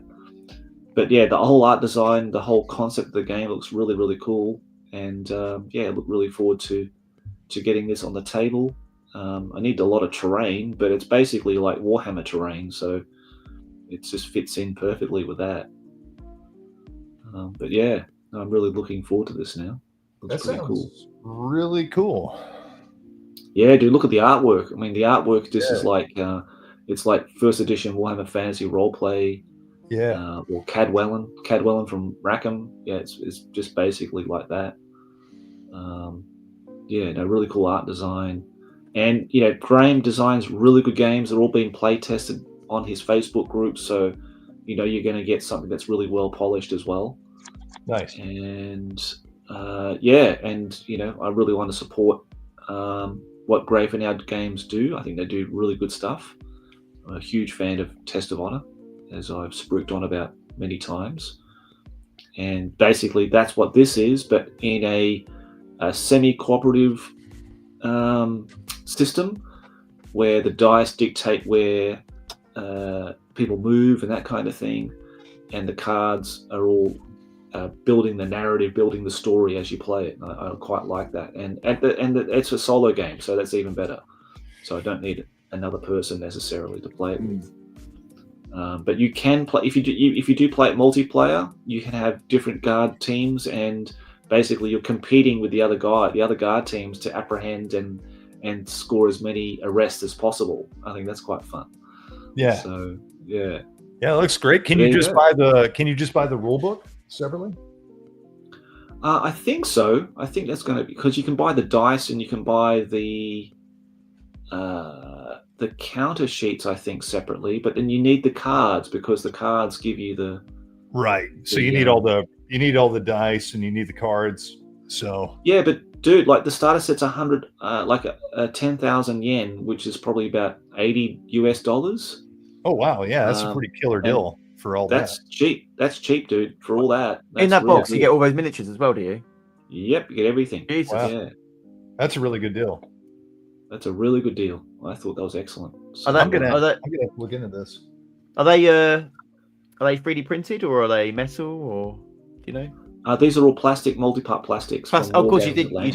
You did say. Yeah. Yeah. Sorry, mate. Yeah. Yeah. I weren't You said listening. Mum's asleep. No, I said I'm probably going to go to sleep. Okay. I'm probably going to pretend I didn't. Whoops. Yeah, that looks really good. Good timing. Hello. She's going to bed. Sorry, Yeah. Josh. No, that's okay. She's become a familiar face now on our live streams. Now your Going daughter. regular, isn't she? Yeah, she'll have to get into a cosplay outfit next time Her, to really fit the Japanese theme. her and my kids. Yeah, your kids, your lovely kids. Yeah, yeah. Yeah, that game I'll looks have. better. What's that, mate? That game looks mental. Traitor's Toll. Yeah. Yeah, it looks really nice. I'm really excited about it.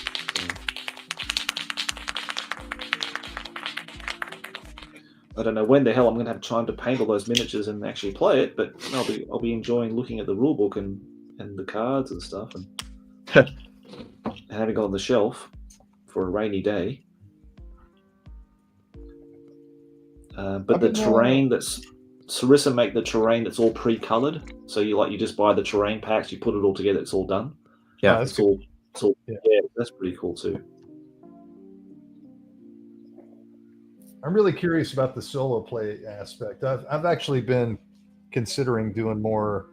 I've always done like solo play, playing games by myself, but I've been really interested in doing that with miniature games more lately. Cool. Yeah. Well, look at it this way: if you get that set, you play Mordheim, you've got a Mordheim game. Oh yeah, for sure. Yeah. You could use them for all kinds of things. Yeah. Yeah, I was showing Planet Tobor Matt about that, because I said, he's running the Mega Hammer sessions for us. Yeah. And that's all Warhammer Fantasy Roleplay. I said, man, if you get this set, you've got a ton of NPC guys, you've got like Towns Guard effectively for it. And so he was looking into it as well. So I think that'll be really good for him as a role player. Yeah, they fit perfectly in with that. Yeah. But yeah, like, building on what we're saying about, why we play these old games, I think the spirit of those old games are being recreated, being reskinned into these new games from guys like Graham, who worked on White Dwarf as an editor. So that spirit has been imbued into these new games and these new games design. So they're out there. You can find a lot of really good non-competitive games out there from various different, sort of cottage-based companies in the UK, in the US.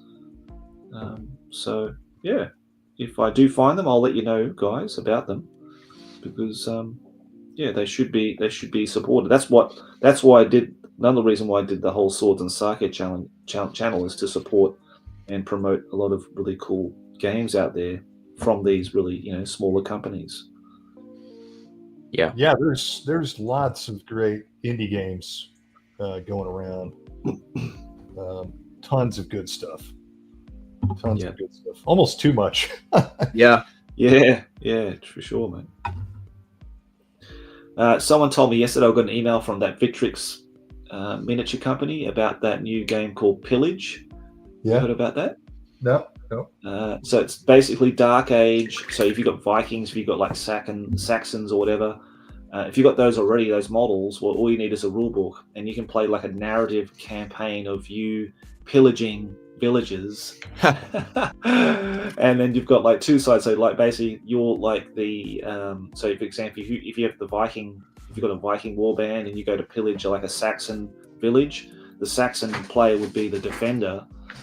But it sounds like it's a narrative-driven system. It's not like a sort of face-to-face competitive kind of game. It's like it obviously builds up on each game you play, and there's so that sounds interesting as well. So because I've been tempted to get some of those Foundry Viking models. I mean, they look absolutely gorgeous, those miniatures. Yeah. Victrix miniatures are really good.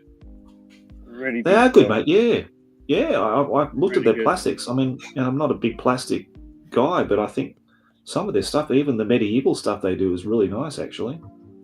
Yeah, they do some great Romans and Greeks as well. Yeah.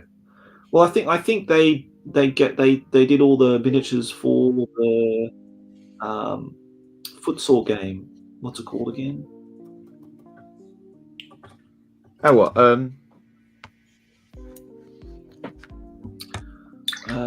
They did a Mortal Gods. That's right, Mortal Gods was their board game. Well, not a board game. It's like a war game. But I think all the miniatures came from Victrix, those Spartan models, and they're very nice. Yeah, they're really good. Mortal Gods. Oh, Yeah, another game I want to play because that's basically like Test of Honor, but it's got a Greek backdrop to it, not samurai, but all the Greeks.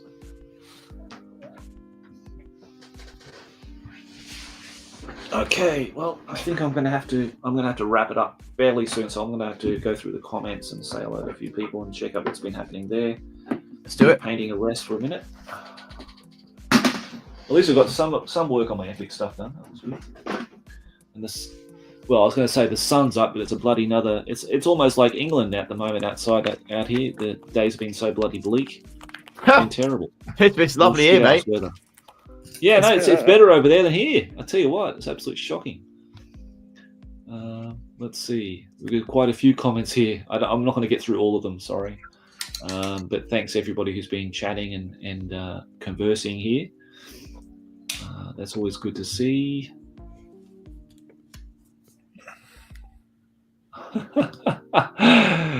This is an insomniac. Yeah, I'm also almost an insomniac, mate, doing these live streams. I tell you what.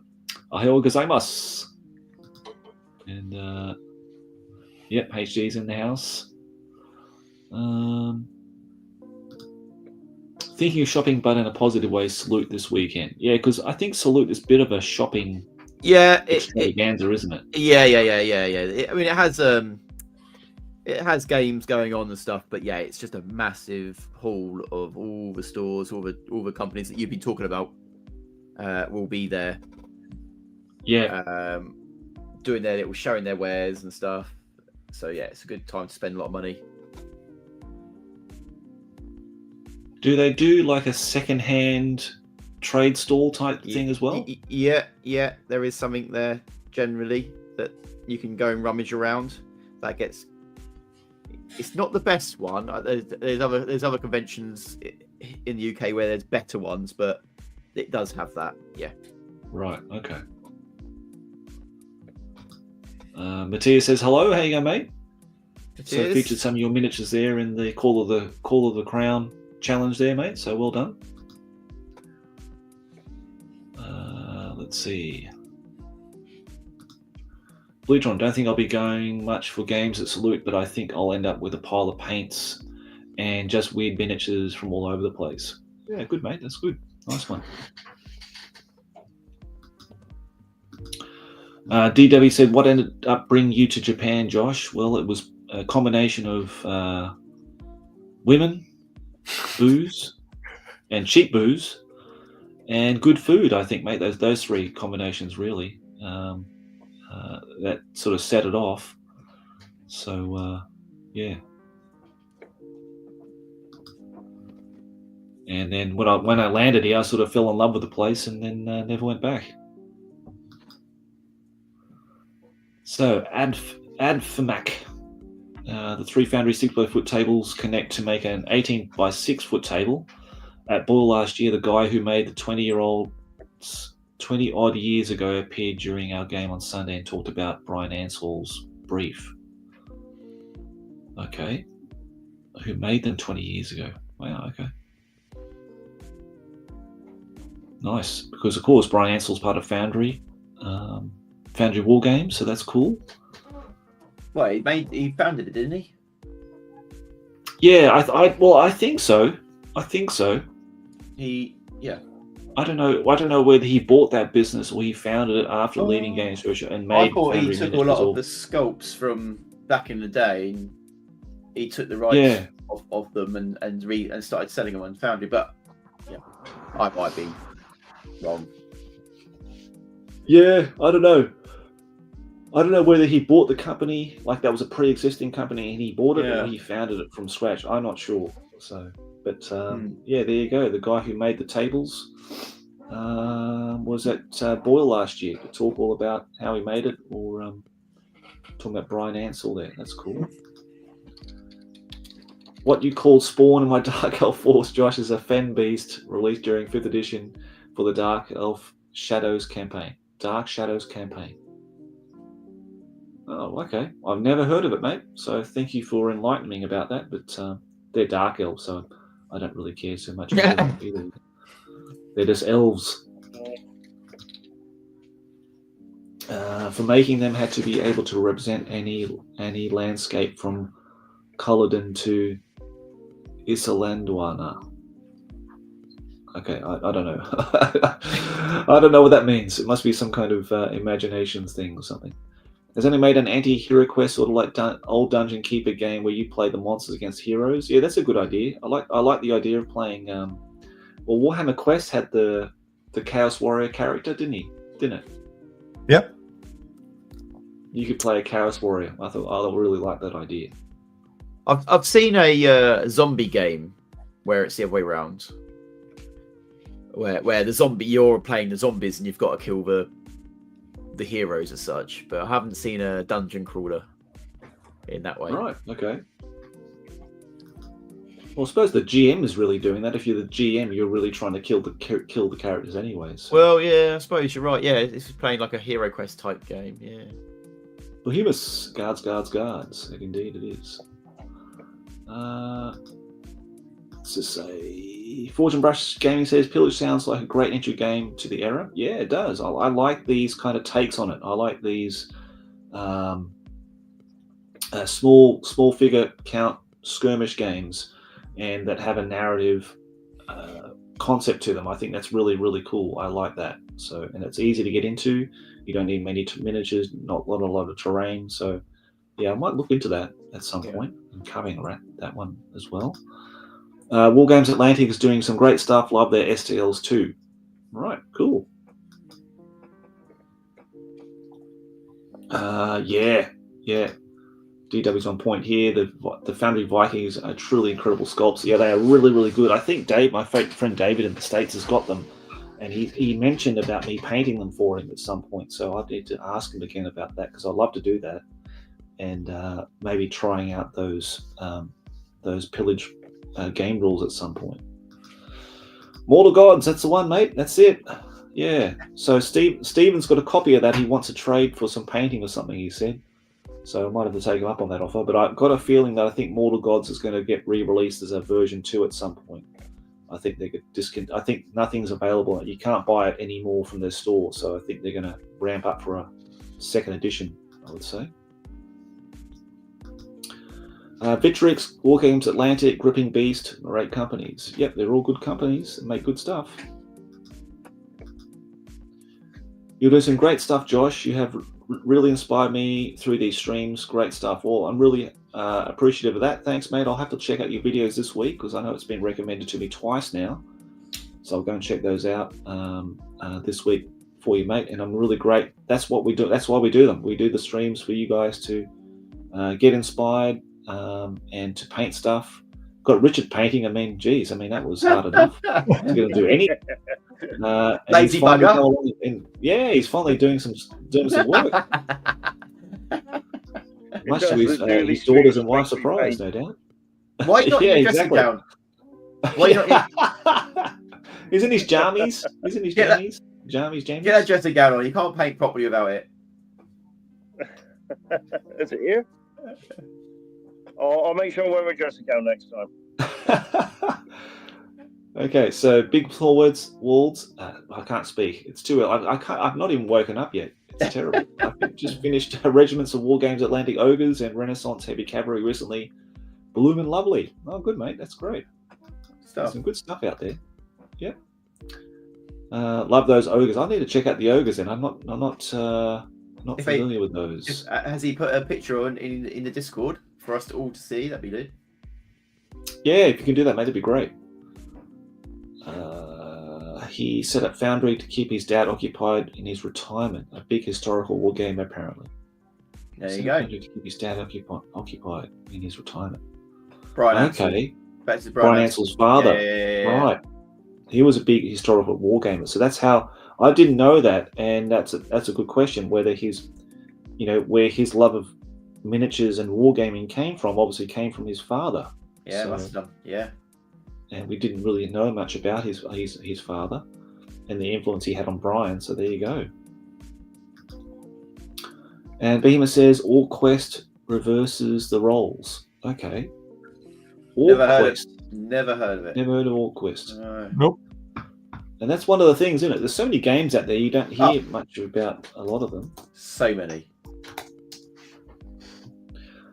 Orc Quest, Warpath board game. Okay. Orc Quest, Monolith board games. Is this the one? Oh, yeah. I know this one. Yep. Okay, let me just share this one. It's from Mythic Games. Monolith Games.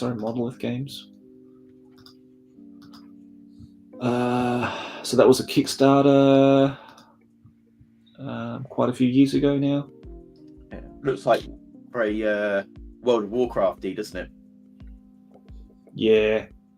Very I'm not a looking. fan of that Yeah. aesthetic personally, but Yeah, me too. I'm not a big fan of this aesthetic either, but I think, what he's trying to say is that, you reverse the role. You are the orc hero. absolutely get that. Yeah, totally. You Yeah, get to carve up other orcs, I think. It looks right, or other baddies or whatever. So, yeah, that's a But good, it almost goes back concept. to mine, Josh, it goes back to mine and Cody's conversation earlier.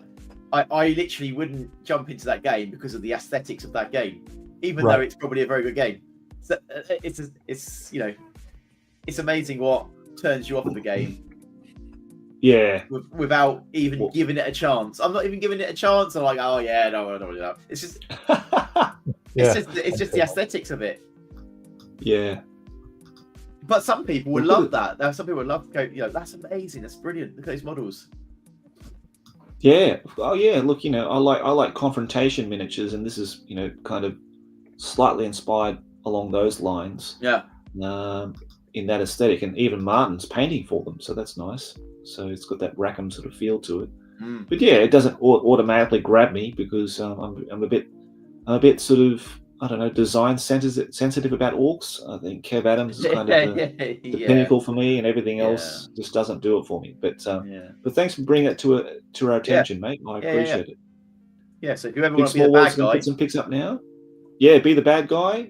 There you go. Orc Quest. There you go. Okay. So we've got about 10 minutes, guys. So let's get our painting in. Any questions you want to ask, guys, in the chat, please do it now. We've got 10 minutes before we wrap up today. And my day begins by waking up my boy and getting him ready for school and getting some painting on today. I've got some wonderful Wood Elf cavalry, which I'll finish off today, actually. For the third edition project? Yep, the third edition project, mate. So I should have the studio update next Sunday, so that'll show you exactly what I've been working on, all the Wood Elf stuff that I've been doing, and the epic stuff I've been working on as well. And I should have all the 40k Nurgle Marines and everything, all that done as well, and ready to go for a battle report. So there you go, Richard. There'll be a battle report 40k second edition this month, mate. Oh, nice. Fantastic, mate. That'd be great. I'm looking forward to seeing your Wood Elf army, though, because they're my favourite faction in the fantasy game. Yeah. Well, I've left the 5 best for last, mate. The Scarlock Archers, the Wood Elf Archers, the command group. Fantastic. Yeah. So I left those till last. And Nick got the Lord of the Rings, the really old Citadel Lord of the Rings Eagle for that conversion with the War Dancer guy, or the champion, Scarlock's champion dude on it. Yeah. You doing So that? he's got that. Yeah, I've got that. So I'm doing that conversion for him. I've just got to work out how to do because on the spear, he's got a spear, and then he's got those like eagle feather things, which is, I think, from a Winged Lancer, that piece. So I'll need to blue stuff that, basically, because I've got a Winged Lancer wing, so I need to blue stuff it to make that section, and then use some really thin wire to wire it up to the spear shaft. So that's gonna be a tricky one. I should do a video on that one, actually, I think. Yeah, I think you should. That'd be awesome.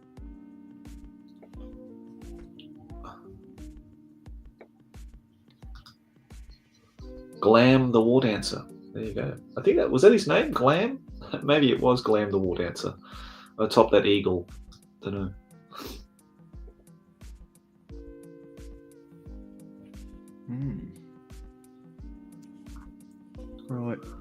Right, guys. I'm gonna hit the hay. Yeah, I think we might wrap it up very soon, mate. So thanks again, Johnny. No worries. Really appreciate you coming on. Yeah, see you, Cody. See you, Rich, and see you, Josh, and everyone on the chat. Yeah, okay, mate. Take care. Thanks for Have having a good us. day, mate. Or good night. See you, mate. See ya. There we go. Okay, so it was called Glam the War Dancer then, right? Oh, okay, cool. Thanks, mate. I didn't know that. Yeah, I didn't know that either. So yeah, we've got two battle reports to film this month. The 3rd edition one and the 2nd edition 40k one. So Excellent. got a lot of work to do before then, but hopefully, fingers crossed, I'll be going to play some Warhammer Renaissance next weekend with the guys. We've got about, I think, 10 people confirmed now to go. So who's going to film the 3rd edition with you, Josh? Well, I've got to film it because me and Nick are going to play that. Oh, Nick, right, okay. Yeah, me and Nick are going to do that one together. What's the opposition going to be? Edition. Sorry, which question first? Sorry. You've never played 3rd edition? I've never played 3rd edition, no. So, yeah, it should be either a headache or a pleasure. I don't know yet. We'll see. We'll find out. Oh, that reminds me too. I've got to paint some dwarves up until then. Yeah, I'll be really super busy to get that ready. So I've got to paint up 4 dwarf crossbowmen, and I've got to paint my dwarf wizard up. So I've got to get that done. Plus paint a banner as well. Sorry, Cody, what was your question, mate? I was going to ask, what's the opposition going to be against the Wood Elves? Dwarves, mate. I just gave it away. Oh, you're going to do dwarves. Okay. Yeah. Well, I didn't know if you're going to do like a dwarf. No, that's cool. No. That would have been a really good idea. I think that would have been really, really nice. But what I wanted to do with for the opposing force, I was going to do orcs, but then I don't have enough. I don't have any. Well, very little 3rd edition orcs. Right. You know what I mean? Yeah. So I wanted to keep it a set at like the miniatures era appropriate. So I thought I'd just do the dwarves then because that's their 3rd edition basically. Yeah. That'll be really cool. I'm really looking forward to that one. Yeah, let's see how it goes. I've got a lot of things to read up on, and Nick said I've got to watch is it Ian Stranding's videos? He does a lot of Warmaster Resurrection or Revolution or whatever. He did some 3rd edition videos. He said you've got to watch those because it gives you a good primer for the rules and stuff. 3rd edition's really, really fun, but it's crazy. Yeah. It's crazy. It's a ton of fun, though. I really like it. Well, I love looking at the books. I love looking at the art and everything. That part of it I love. But yeah, and I tried Rogue Trader last year, and I quite enjoyed it. It was quite fun to do something very different. Rogue Trader is a GM and everything. Yeah. I think what we need though, Cody, is a GM to do it. Yeah. Someone there to just adjudicate everything, and who knows the rules and who's played it. So, we'll see if I can line up someone who's going to be a GM.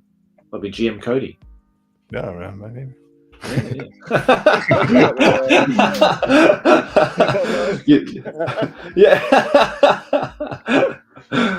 So we'll see how we go, mate. We'll see how we go. But anyhow, it should be fun to do. It'd be a fun time anyway with Nick that weekend. So yeah, it's a really good game. I think you'll enjoy it. Well, Adfmax said it's the best edition, not quick though. Yeah, it looks like a pretty slow and. Well, this is the thing. I think I mentioned it with either GM Cody or someone else that the thing I like about Renaissance is the movement. Yeah.